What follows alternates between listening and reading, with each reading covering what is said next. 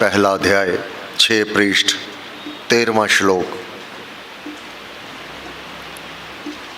श्रीमद् भगवद गीता पहला अध्याय 6 पृष्ठ 13वां श्लोक। ओम नमो भगवते वासुदेवाय नमः। ओम नमो भगवते वासुदेवाय नमः।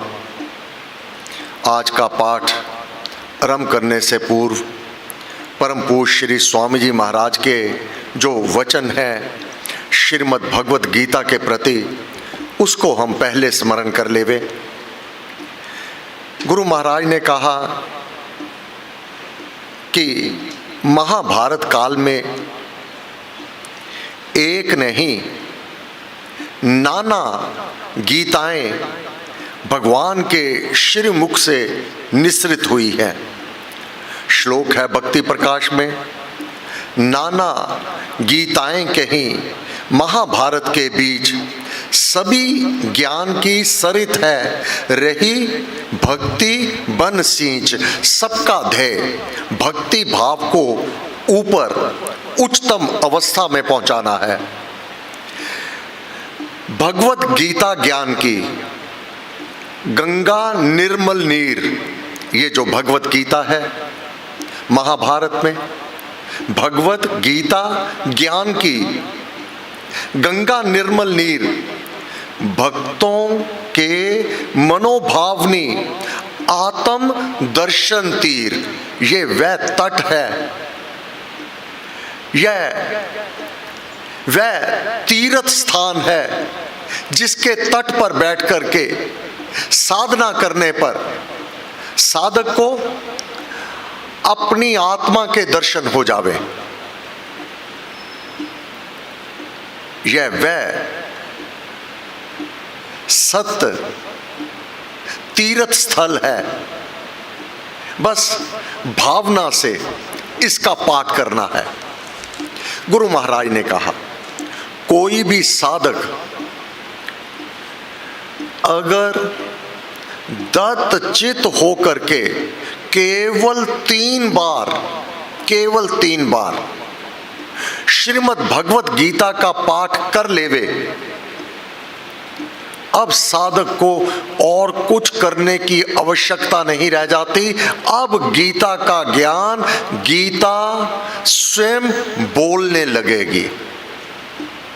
गुरु महाराज के प्रवचन है। कोई दत्तचित हो करके कंडीशन अप्लाई, ऐसा नहीं असी गीता पढ़ छड़ी है, पढ़ करके छोड़ना नहीं है। श्री स्वामी जी महाराज ने कहा इस पर मनन करना है, इस पर चिंतन करना है। अगर एक जन्म में 3 बार दत्तचित हो करके समझ करके गीता का पाठ कर लिया जावे, उसके सम्मुख, उस साधक के सम्मुख गीता ग्रंथ आप बोलने लगेगा, अपना ज्ञान आप प्रकाशित करने लगेगी। इसकी गहराई साधक को बड़ी सुगमता से समझ, ये स्वयं समझाएगी गीता। अब साधक इस गहराई में गोते लेता है, अटकेलियां लेता है, भाव विभोर आनंदित होता है जब गीता बोलती है।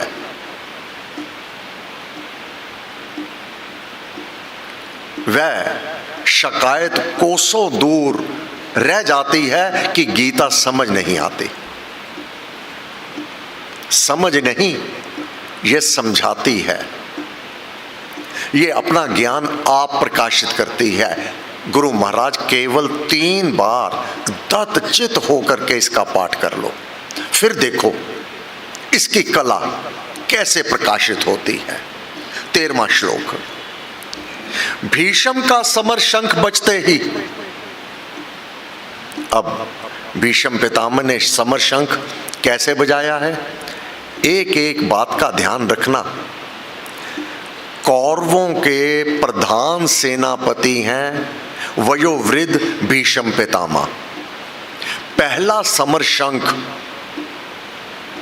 कौरवों की ओर से प्रमुख सेनापति भीष्म पितामह ने कैसे सिंहनाद करके जब जंगल में शेर बैठा होता है, बैठे बैठे जब वह दहाड़ता है,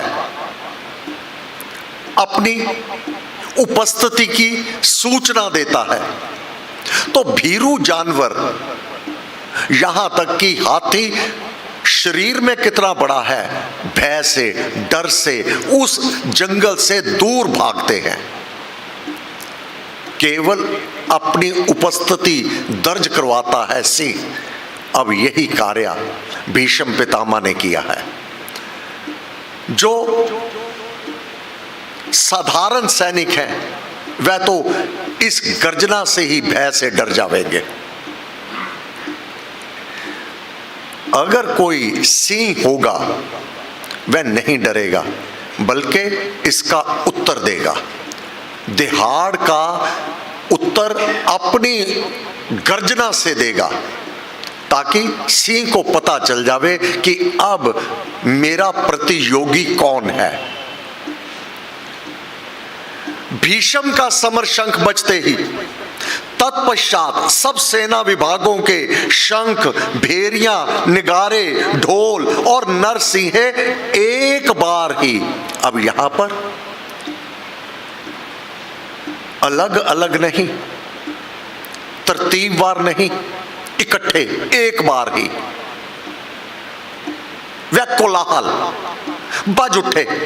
उन रणबिगलों का वह नाद बड़ा भयंकर था, परंतु इतना भयंकर नाद होने पर परपक्ष पांडवों पर इसका क्या प्रभाव है, महाराज दर्शाते हैं।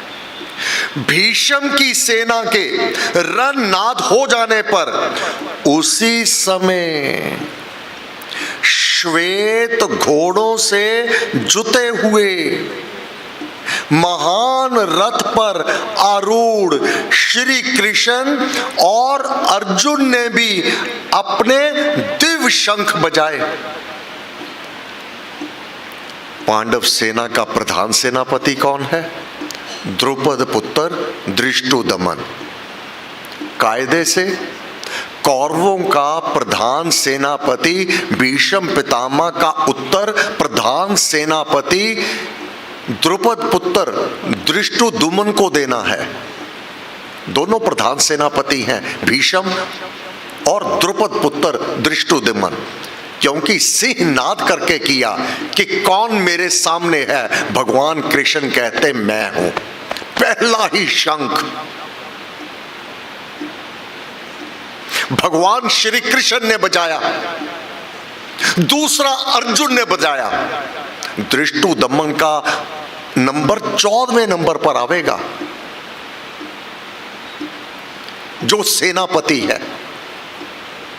आप इसकी सुंदरता तो को देखो।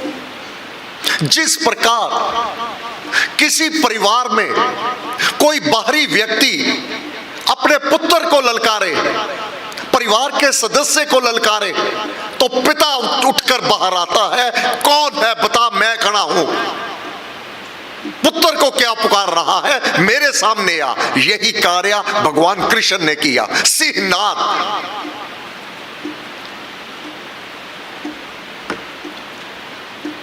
भीष्म को कहा मैं खड़ा हूं, मुझे बता क्या कह, युद्ध करना है मेरे से कर।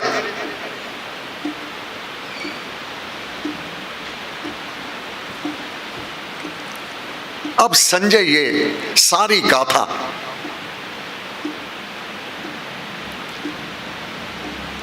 अपने राजा को, धृतराष्ट्र को सुना रहा है। आरंभ में तो यही कहा कौरवों की तरफ से कि भीष्म ने तेरे पुत्र राजा दुर्योधन को हर्षित करके, सिंहनाद करके, कोई कमी नहीं है, वह भयभीत नहीं है, अपना समर शंख बजा दिया तेरे पुत्र को प्रसन्न करने के लिए। ना तो शंख का नाम बताया, ना रथ का नाम बताया, परंतु यहां पर संजय, भीष्म की सेना के रणनाद हो जाने पर उस समय श्वेत घोड़ों से जुते हुए, भीष्म के शंख का नाम भी है, रथ का नाम भी है, परंतु उनके जो शूरवीर हैं केवल नाम बताए और पांडवों की ओर से घोड़ों की भी प्रशंसा की है। घोड़ों के भी रंग रूप को वर्णन किया कि श्वेत घोड़ों से जुते हुए, फिर महान रथ पर आरूढ़। यह दिव्य रथ साधारण नहीं, देवी देवताओं से लिया हुआ रथ है भगवान कृष्ण का। अंबर से ये ऊपर से नीचे इस धरती पर अवतरित हुआ है। इन घोड़ों की, जो श्वेत घोड़े और दिव्य रथ का वर्णन है, यह जिस प्रकार धरती तल पर सरपट दौड़ सकते हैं, उसी प्रकार जल पर, समुद्र पर भी सरपट दौड़ सकते हैं, डूबते नहीं हैं। इनके पांव की थाप इतनी तीव्र है, कोई भी तल इनको मिल जावे, यहां तक कि जल का तल, जल के ऊपर पैर रखते हुए इतनी तीव्रतर गति से ये दौड़ते हैं कि ये बीच में डूबते नहीं, बल्कि जल को भी तल मान करके ये तीव्रतर गति से अपने स्वामी की रक्षा करने में सक्षम है। ये दिव्य रथ है। मिसाइल जो आगे अग्नि शस्त्र चलेंगे, ये अग्नि शस्त्र, जिसे आज की भाषा में मिसाइल्स कहा जा सकता है, वह भी इस रथ को इसका बाल बांका नहीं कर पावेंगे। भगवान कृष्ण ने दिव्य शंख बजाया और अपनी सेना को संग्राम की सूचना दे दी। महान रथ पर आरूढ़ श्री कृष्ण अर्जुन ने भी अपने दिव्य शंख बजाए। अब सेनापति कौन है? वास्तव में सेनापति तो भगवान कृष्ण स्वयं है। अब संजय आगे चल करके इनकी प्रशंसा में एक एक नाम वर्णन करेगा। क्यों नहीं करेगा?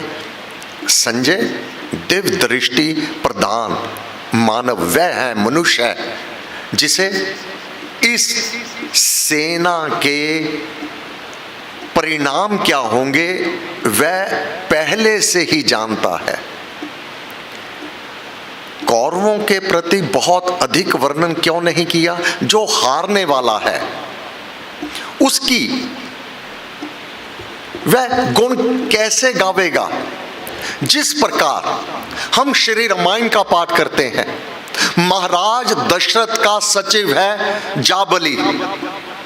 जब चित्रकूट पर भगवान को मनाने के लिए भरत जी जाते हैं, तो जाबली ने बहुत से तर्क दिए जो हम बहुत महत्वपूर्ण नहीं मानते। श्री रामायण में क्या कहा था जाबली ने? है ना बाधव कोई किसी का, सब नाता है लोक इसी का, 4 दिनों का है जग मेला, आता जाता जीव अकेला।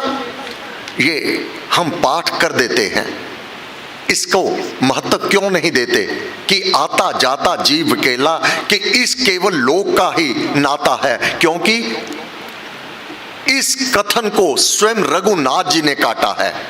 वचन सरव सुनकर रघुराई, बोले तूने बात बनाई, वह नहीं उचित जो माने, सत्य नहीं हम इसको जाने, केवल इस लोक का ही नाता है।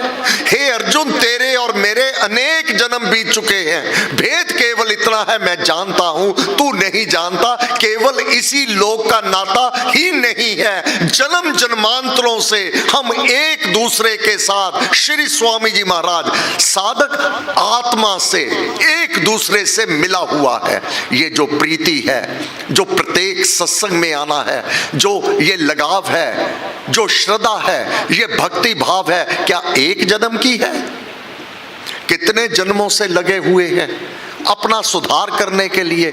आज जहां पर हम हैं वही हैं जहां विषय वासनाएं बहुत मीठी लगती थी, अब उन विषय वासनाओं से कहीं दूर चले गए हैं। क्यों? साधना से, सन्मार्ग से, गुरु महाराज की संगति से अब उनसे घृणा होने लगी है। अब उसकी ओर मोह नहीं रहा, अब उसकी ओर आकर्षित नहीं रहे।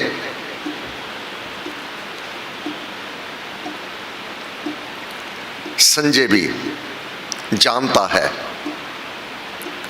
कि यह सब वीर गति को प्राप्त होने वाले हैं, इसलिए कौरवों के प्रति बहुत अधिक कुछ ना बोल करके अब पांडवों के प्रति जो संजय धृतराष्ट्र से कह रहे हैं, क्या?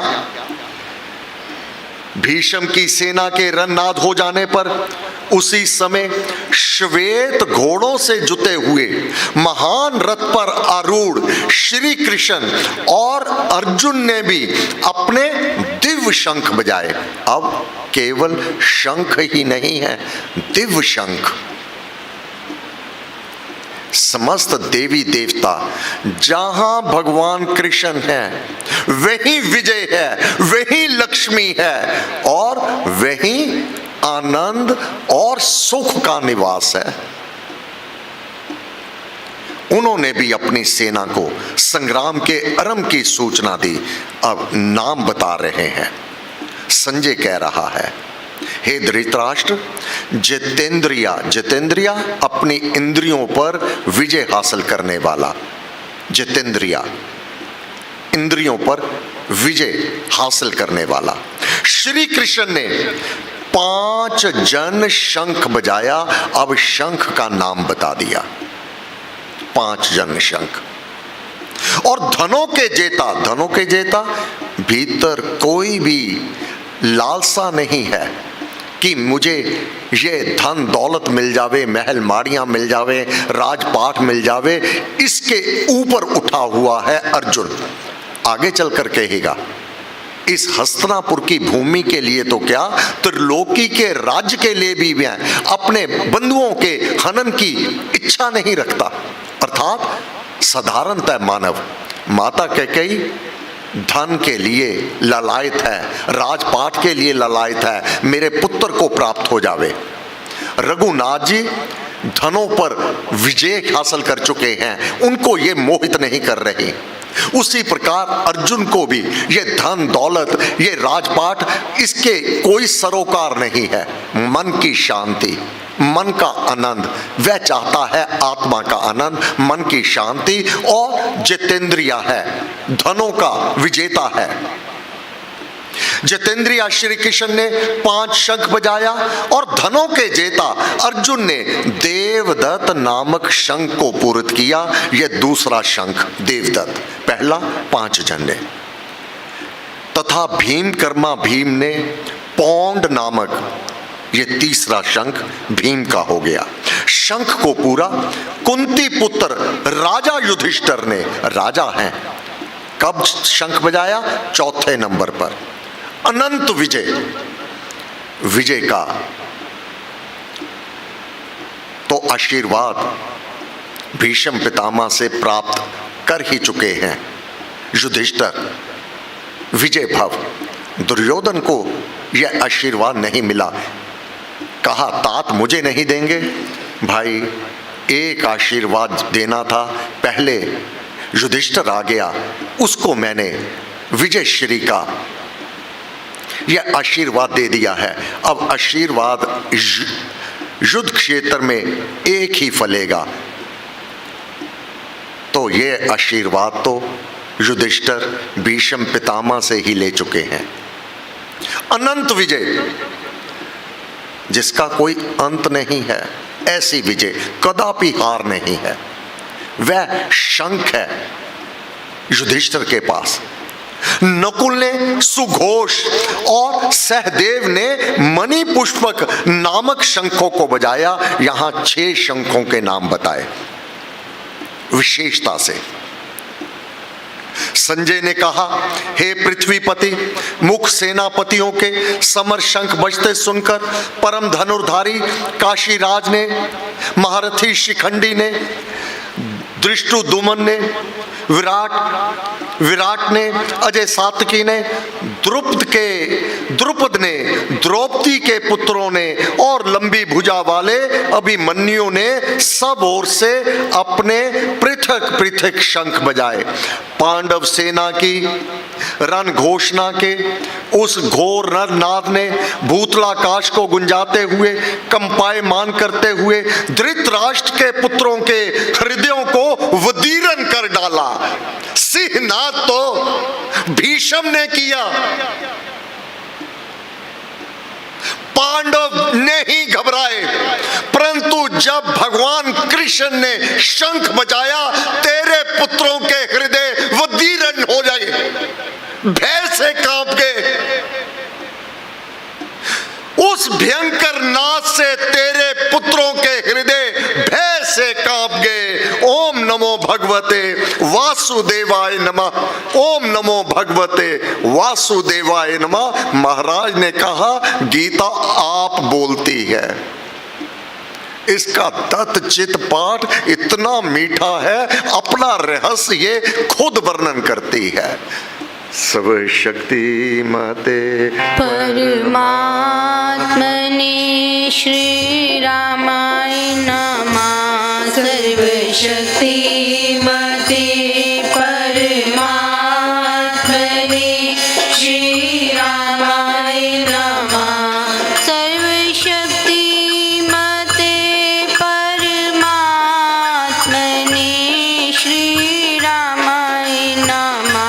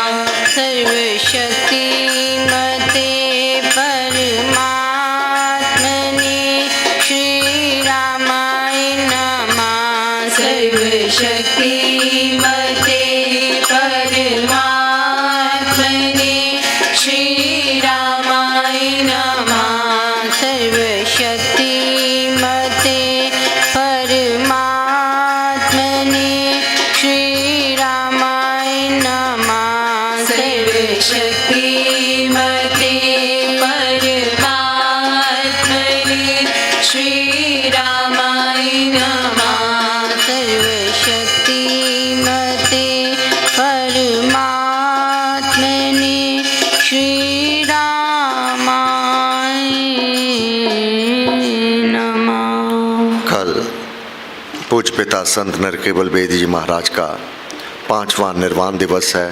3 मई प्रातः 7 से 8:15 बजे यहाँ पर मृताने का पाठ भजन कीर्तन होगा। 8:15 बजे अखंड जाप आरंभ हो जाएगा, जो सायं 7 बजे तक चलेगा। 7 से 8:15 बजे भजन संध्या भजन कीर्तन के साथ ये यज्ञ का समापन होगा। जितना बन सके अधिक से अधिक नाम जाप में सम्मिलित होते रहना, नाम जाप करते रहना। श्री राम कृपा सदैव सभी साधकों पर, नाम जाप करने वालों पर बनी रहती है। बाधा विघ्न विनाशो, नाम जाप करने वालों के जीवन में बाधा विघ्न स्वयं नष्ट हो जाया करते हैं। ये भावना का मार्ग है, यह दृढ़ निश्चय का मार्ग है, यह विश्वास का मार्ग है, यह सुनिश्चित धारणा का मार्ग है। जिसको भी यह विश्वास हो जाता है, उसकी रक्षा परमपिता परमात्मा आप करते हैं। धन्यवाद। सर्वशक्ति मते परमात्मने श्री रामाय नमः। सर्वशक्ति मते परमात्मने श्री रामाय नमः। सर्वशक्ति मते परमात्मने श्री रामाय नमः। सर्वशक्ति मते परमात्मने श्री रामाय नमः। सर्वशक्ति मते